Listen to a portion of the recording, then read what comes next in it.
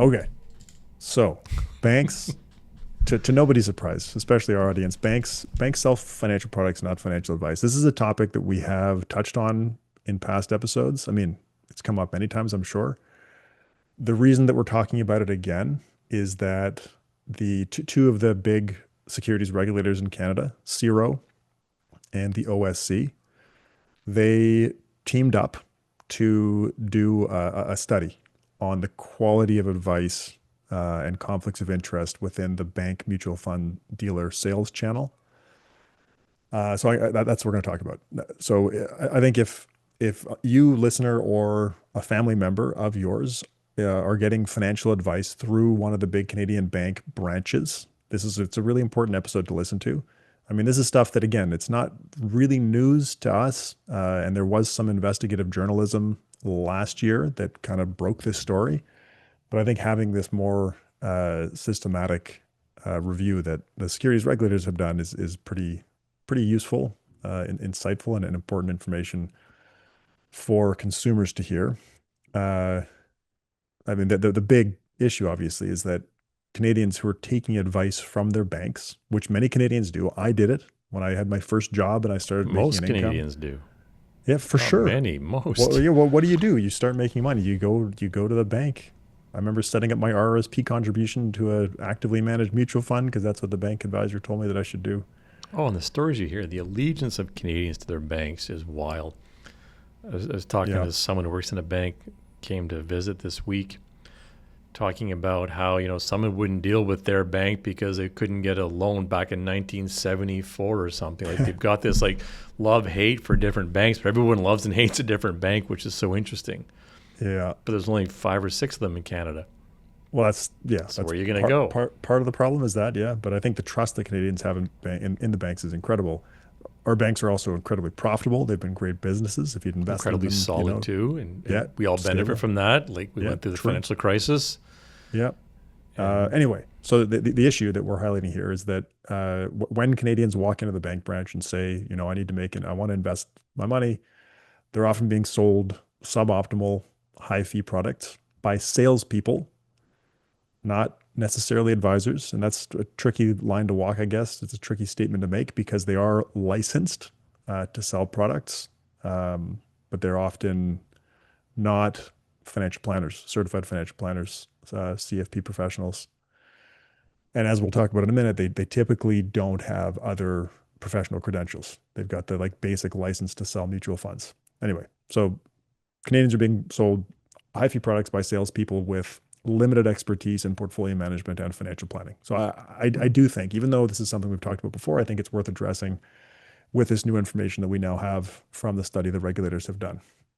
I also want to be clear that we're talking about retail bank branches. This is walking into a bank branch, in the city you live in or the town that you live in, and asking to meet with a financial advisor, which most banks will have.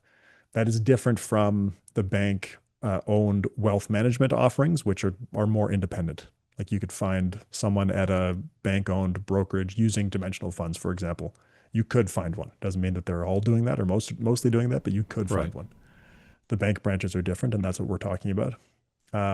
Another thing I want to say before we jump into the information, the main information, is that none of this means that there are not great advisors working at bank branches, and we know that there are because we've hired some of them, and they're fantastic people and they're fantastic advisors. Yes, I think the issue that we're highlighting here is that the incentive structure and the sales culture within banks is a big part of the problem. That still caution is warranted if you're taking advice from the bank, but it's not that they're bad people. It's just a tricky incentive structure. exactly. Okay. So in March 2024, and we have talked about this before, CBC News found that customers at Canada's big five banks, TD RBC, Scotiabank, BMO, and CIBC, were being pressured to buy financial products that they probably didn't need, and the bank employees were being told to push those products and services in order to meet sales targets or risk losing their jobs. And the result of that investigative journalism was that they found that bank employees were giving questionable advice, like telling people to invest in the bank's mutual funds or GICs instead of paying off high interest credit card debt, misrepresenting the importance of mutual fund fees, to long-term investment outcomes and upselling customers on more expensive financial products than what they probably needed. Now, again, in the CBC investigation, bank employees don't seem to be malicious. CBC interviewed some of them, and they were like super stressed out by the pressure to sell. Some of them had left the bank because they were so stressed out. And some of the answers given by financial advisors in those interviews, or sorry, in the investigation, showed that there wasn't just a conflict of interest problem. There was probably also a lack of education problem that was contributing to the quality of advice. Like some of them didn't know how mutual fund fees worked, or they had completely ridiculous return expectations for mutual funds. So that suggests to me again that it's not like they're just out to screw people over. They just don't know what they're talking about and have a really difficult incentive structure. Yes. One advisor in that investigation even said, like on hidden camera, that mutual fund fees are nothing to worry about, which is like, they're probably the most important thing to worry about if you're buying a mutual fund, at least one of them. Okay, so that CBC investigation is based on a relatively small sample. I mean, they sent in people with recording devices, like a mystery, whatever you call it, what do you call it, a mystery shopper? Mystery shopper, yep. Yeah, they sent in people to go and ask for advice while recording, and they documented their findings, but it was a relatively small sample. And I think you could argue that it maybe wasn't representative of typical bank financial advice. But in response to that reporting, the Ontario Securities Commission, and good for them, by the way, for the regulators to do this, the Ontario Securities Commission and the Canadian Investment Regulatory Organization in November 2024, they teamed up to coordinate a much more systematic review of the sales practices at bank-affiliated mutual fund dealers. So they took note of what CBC said, and they said, okay, we need to look at this, and they did, to their credit. So they conducted a voluntary, anonymous survey that was sent to all mutual fund dealing representatives working in one of the bank branches of 5 of Canada's bank-affiliated mutual fund dealers located in Ontario specifically. And they told the banks they were going to do this. So the survey asked bank mutual fund representatives about the sales environment, sales pressure, and product availability in their bank branches, and also asked questions designed to assess the knowledge of the representatives. It was completed by 2,863 respondents. So it was a pretty good sample. Obviously much broader cross-section than CBC's reporting, which ended up still being accurate, but this is a bigger sample. The results did not show significant differences across banks or regions. So the study's authors suggest that the results and implications of the analysis are applicable across Ontario. So they basically say all the banks are the same. If you're thinking about a bank mutual fund representative, their findings are going to be representative of that person, at least on average, I guess. There could still be good ones and worse ones than the average. But this part is really interesting. They did look at what is the average bank mutual fund representative look like. So the average representative who completed the survey, I guess that is a limitation, is that this was voluntary. But anyway, so the average bank mutual fund representative who did complete the survey held one professional designation or credential, commonly the Canadian Securities Course or an equivalent, and those are like the bare minimum required to sell mutual funds in Canada. They have 6 years of work experience as a mutual fund representative. 10% of their total compensation is variable, including things like bonuses and profit sharing. And they typically offer financial products in addition to mutual funds, including mortgages, lines of credit, credit cards, bank accounts, and GICs. Now, this one's a pretty wild statistic, or maybe not, if you believe that bank employees are mostly salespeople. Only 9% of these mutual fund representatives hold other credentials other than the baseline requirement to sell products. Wow. 9% of representatives hold other credentials, most commonly the CFP. And those advisors do tend to offer more planning-based services through the bank. But 9%. That's, most of them, 91% don't have more advanced credentials. Yeah. So I thought that was pretty crazy. Now the actual results of the survey where they're asking the questions about the sales culture and stuff are pretty wild. 32% of the representatives surveyed agree that the way representatives are compensated places more value on sales volume than on the quality of advice given to clients. Did you hear that? 32%, a But third of that's, representatives. I mean, anecdotally, we've heard that, from people that joined us and Yeah, other people we've no, you're right. spoken to. There's this.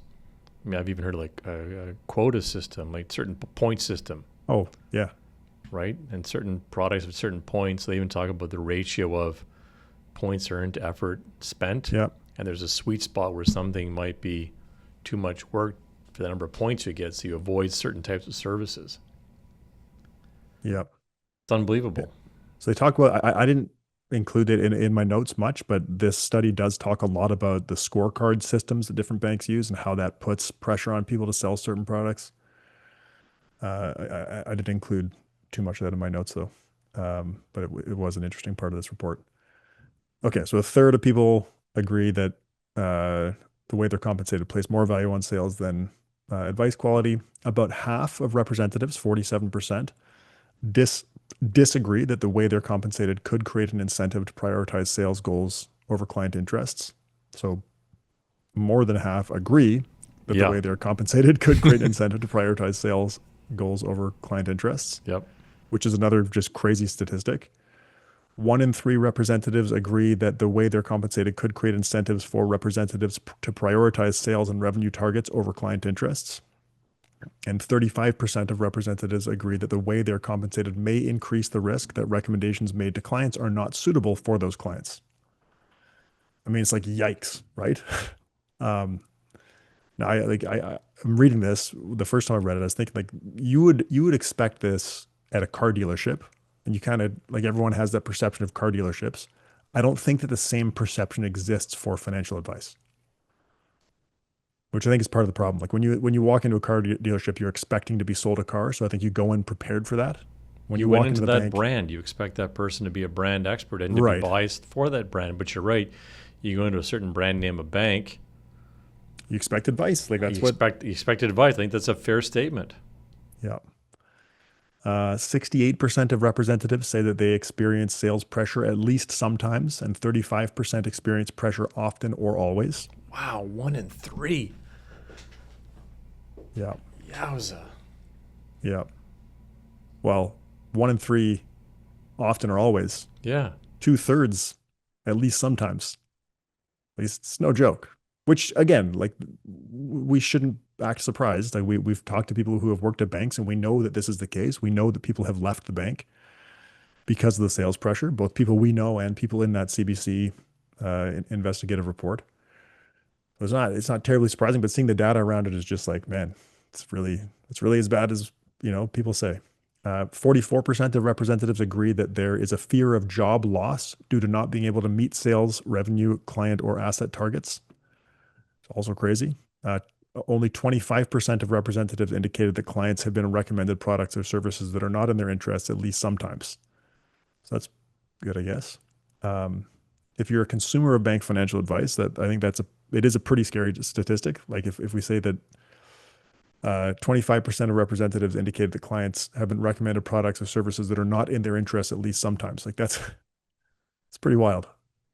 Uh, yeah.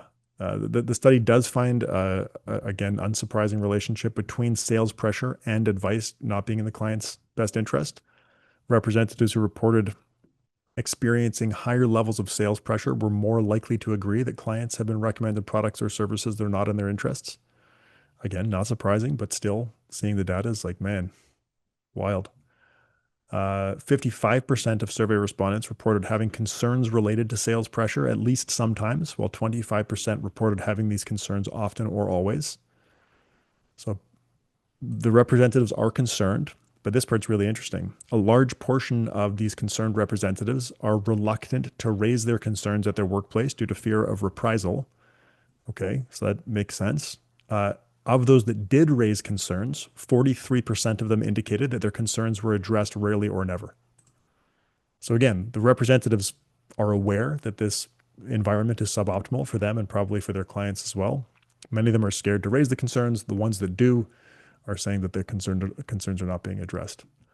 So all things considered, the results show that most of the mutual fund representatives working for one of the big five bank mutual fund dealers have, at minimum, some concerns related to sales pressure in their roles. Many of them are reluctant to raise those concerns in the workplace, and the ones that have voiced their concerns they feel they're not being appropriately addressed. Now, sales pressure is one thing that bank customers should be concerned about, but I think the other issue, and this comes back to your point about the car dealerships, Cameron. You walk in expecting advice, but I mean, even without the sales pressure, I think it's difficult for bank representatives to give objective advice because they're limited in their product shelf. And again, like you walk into a Toyota dealership, you expect the salesperson to sell you a Toyota. But when you walk into a place looking for financial advice, and maybe people should expect to be sold to whatever bank fund, but Yeah. the reality is the bank advisors are limited to using often limited to using bank products. That, of course, makes sense for the bank because, actively managed mutual funds, GICs, all these financial products are super profitable for the bank. But that doesn't mean that the products from that specific bank are the best thing for the clients. Oh, and keep going. Lines of credit, Oh, credit yeah. So it's cards, all mortgage. for sure. It doesn't stop. Car loans, and we need all of that. We need a good banking system. That's not our For sure. point. It's getting For the sure. advice, proper advice to your clients. Yeah. 78% of representatives surveyed say that their existing range of products does meet the needs of their clients. So that's good. But almost half of them agree that their clients would benefit if they could be offered a broader range of mutual funds, including mutual funds from providers other than their bank. That just makes sense. Like I kind of just said it, but a bank's mutual funds, which are often, at least by number of funds, going to be high fee, actively managed funds, maybe they do make sense in some cases, but it's pretty hard to argue, I think, that limiting the available products to that bank's funds is going to be a good thing for clients. Yeah, okay. So that study is supported by a 2018 paper in the Review of Financial Studies that we've talked about in this podcast before, which uses data from a large retail bank to analyze how banks and their financial advisors generate profits from customers. The authors of that paper find that transactions initiated by bank advisors earn the bank higher profits than independently executed trades placed by the same client. And unsurprisingly, the bank's own mutual funds and structured products are the most profitable products for the bank. Bank profits increase with trade size, and bank advisors recommend transactions that are most profitable for the bank. So if these profitable transactions were also making clients better off, I think it'd be easy to argue that there's really no issue. There's nothing to see here. But this 2018 paper also finds that bank advised clients have a worse performance than unadvised clients, suggesting again that advisors put the bank's interests before their clients. Now, I do want to mention again that these issues are more with the incentive structure and sales culture at the banks than with the advisors themselves. And I can't reiterate enough that I don't think bank advisors are malicious, even if they are affected by conflicts of interest. Their knowledge levels are likely also affecting their ability to identify the conflicts and other issues with their advice. About 80% of representatives in the regulatory study believe that their peers are sufficiently knowledgeable on a variety of financial topics. So if you ask the representative, do you believe your peers are sufficiently knowledgeable? About 80% of representatives in the CIRO and OSC regulator study believe that their peers are sufficiently knowledgeable on a variety of financial topics.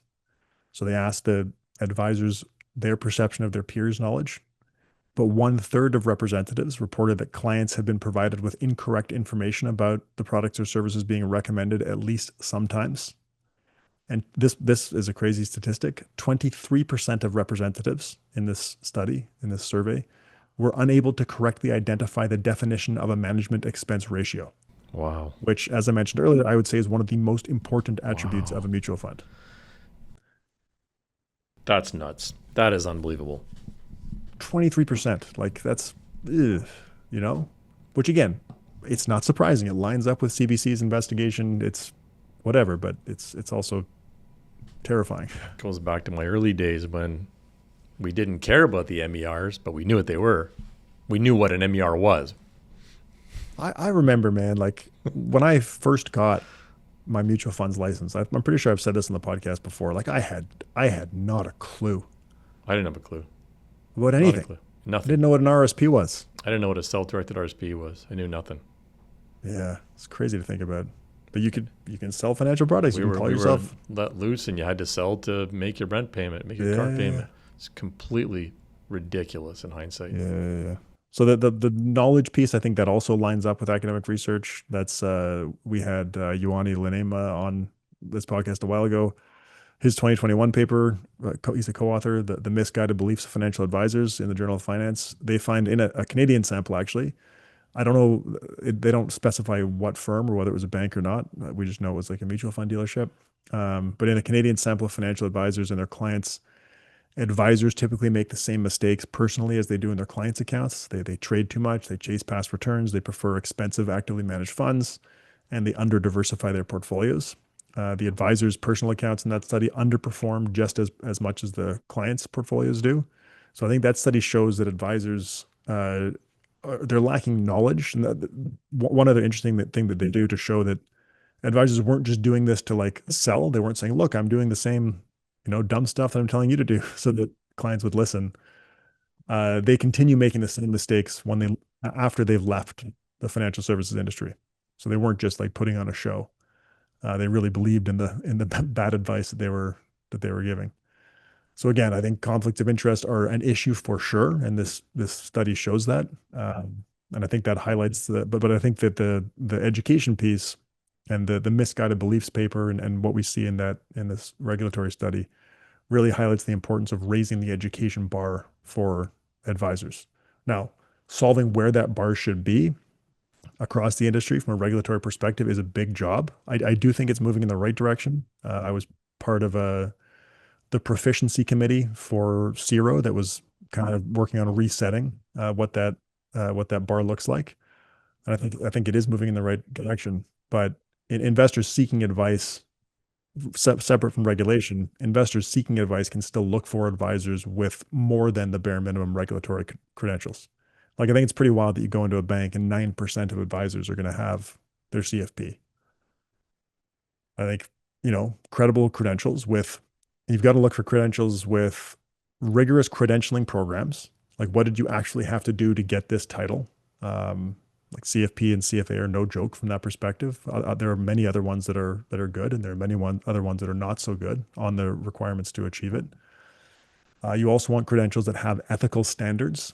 And a big one that I don't think people think about enough is enforcement for professional conduct and ethical conduct.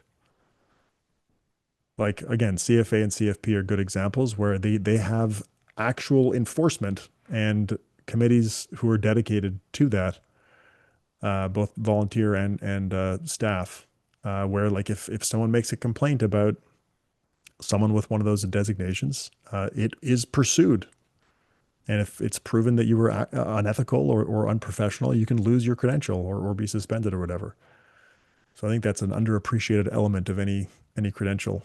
And I mentioned them already. CFA and CFP, I think, are two very solid ones, both in Canada and the US. I think it is also worth noting that how an advisor is registered does matter. A discretionary portfolio manager in Canada is generally held to a higher legal standard with a deemed common law fiduciary duty to their clients than most non-discretionary mutual fund representatives. Now, because that's not statutory, it really does depend on the situation. But anytime, like there's the more trust that there is deemed to be in a relationship, the more likely you're deemed to be a fiduciary. In the case of a discretionary portfolio manager, where the client has given discretion to the portfolio manager to act on their behalf, that's why it's generally viewed to be held from a common law perspective to a fiduciary standard. I think a lot of consumers assume that financial advisors are required to act in their best interest, but that's just not the case. Now, I don't want to just bash the banks without offering a solution.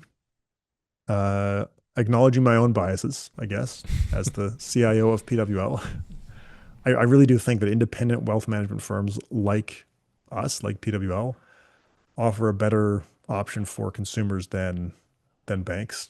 I can't speak for other firms, obviously, but PWL does not tie compensation to product sales. We require advisors to have advanced credentials like the CFA and CFP. we promote and fund ongoing education for advisors. It's like a super important part of our culture. We're also discretionary portfolio managers and charge fees directly to clients rather than earning commissions from product sales. I, I said my biases, but it's like I, I'm not saying this stuff to convince you that PWL is good because I work for PWL. It's the other way around. I work for PWL because I think that the way we are doing this is exactly how it should be, how financial advice should be provided to Canadians. I'm Right. here because of that. I'm Yes. not just saying it's good because I'm here. I'm here because it's good. Yeah. Uh, and yeah, we mentioned both of us, Cameron. I started out in financial services with a commission-based job selling mutual funds. And I remember looking at like the list of funds that I could sell. And if I wanted to earn my commissions, I had to sell high fee actively managed funds or insurance. Otherwise, I And wasn't paying. index funds weren't even an option when I started. I had them on the menu, but they didn't pay any commissions. So like, yeah, you want to use index funds? Go. Okay. Fill your boots. Good luck paying rent. Yeah. I didn't even know So what I, an index fund was. I mean, that was well, 91, yes, right? it's a different. Different era. I do feel for the bank advisors who are in a similar position as to the one that I was in and that we were in back in the day, Cameron. But that doesn't make raising awareness about the problems with bank financial advice any less important. Like consumers ultimately need to hear this information. What's important for consumers to understand is that CBC News investigative journalism and a recent survey conducted by the OSC and CIRO suggest that financial advisors at branches of Canada's big five banks are under serious, heavy pressure to sell financial products that are often not in the best interest of their clients. 1 in 4 representatives in that OSC and CIRO study report that clients have been recommended products or services that are not in their interests, which is pretty wild. That's anonymous self-disclosure from people working in that channel. The study suggests that this may be tied to the sales environment within the big five bank affiliated mutual fund dealers, including compensation, incentives, and performance metrics. There's a high degree of pressure to meet sales targets and the frequent use of scorecards to track, compare, and emphasize those sales targets. That's causing obvious problems with the advice that's being given to people. I think that kind of sales culture and incentive structure, like I mentioned earlier, it's maybe appropriate at a car dealership, but I think it also that ties back to consumer expectations. When you walk into a car dealership, you expect to be sold a car. But I think financial advice deserves a higher bar, and consumers, I believe, should be looking for advisors with credentials like the CFA or CFP, employed by firms that encourage education, high quality advice, and client outcomes rather than product sales.